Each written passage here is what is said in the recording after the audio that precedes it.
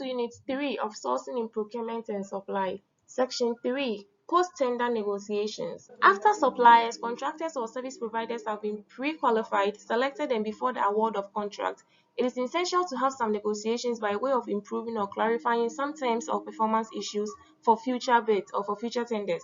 Doing this will help ensure continuous improvements to help achieve the goals of every buying organization, as well as establishing lasting relationships with suppliers. By the end of this section, we should be able to define post-tender negotiation, define tender evaluation panel, identify post-tender negotiation process, identify the purpose of post-tender negotiations, and explain the functions of the tender evaluation board or panel. Definition and purpose of post-tender negotiation.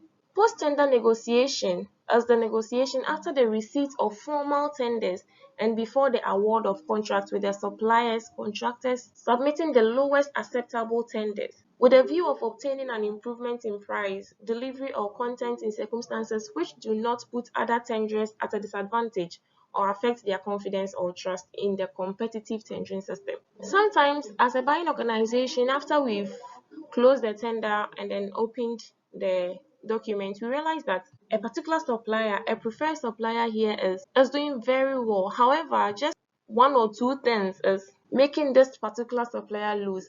Remember, preferred supplier here is not the supplier that a buying organization is or the evaluation panel is interested in based on personal reasons or conflict of interest issues. No. A preferred supplier here in terms of achieving value for money. So after realizing that a particular supplier could win or could have won the contract, however, because of a certain one or two things, that supplier is not doing so well, then we embark on post-tender negotiation where we negotiate the terms with that particular supplier, that particular tenderer, to see what can be done about it. This is done in order to enable the preferred supplier to better a losing offer in order to beat out competition, right? And as a buying organization, if you know there is a possibility for post-tender negotiations, then this should be clearly highlighted in the invitation to tender document. You should make all other suppliers aware of the fact that some post-tender negotiations will go on in the process or may go on in the process if the need be. The post-tender negotiation may also be embarked on in order to clarify some terms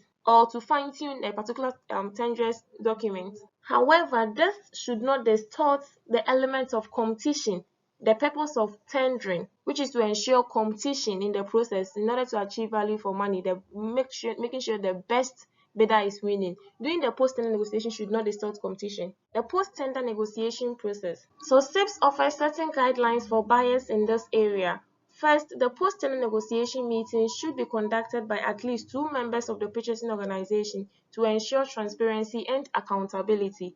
The negotiators from the purchasing organization should have cleared their proposed negotiation strategy with relevant managers before entering the meeting. You can't just wake up and then embark on a negotiation where your manager is not aware that such a thing is going on. You should have cleared this strategy with the relevant managers before you do anything, before you embark on a negotiation. Notes of the meeting should be taken to ensure that the record is kept. Finally, buyers need less to say should conduct the negotiation in a professional and ethical manner. The Tender Evaluation Board or the Tender Evaluation Panel. When the response deadline is reached, a group of at least 3 people, including at least 1 purchasing and supply management professional, should meet to open the tenders and record their receipts. This group is well referred to as the tender panel.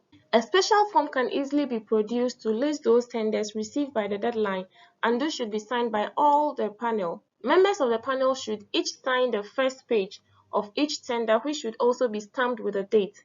It is good practice to stamp and sign every page in a tender containing price or financial information. So basically, or simply put, the Tender Evaluation Board or panel is a group of people, minimum 3 people, which must include at least 1 person from the purchasing unit, who are responsible for opening the tender after the close of the tender or the deadline. By way of summary, we have defined post-tender negotiation and the purpose of conducting post-tender negotiation.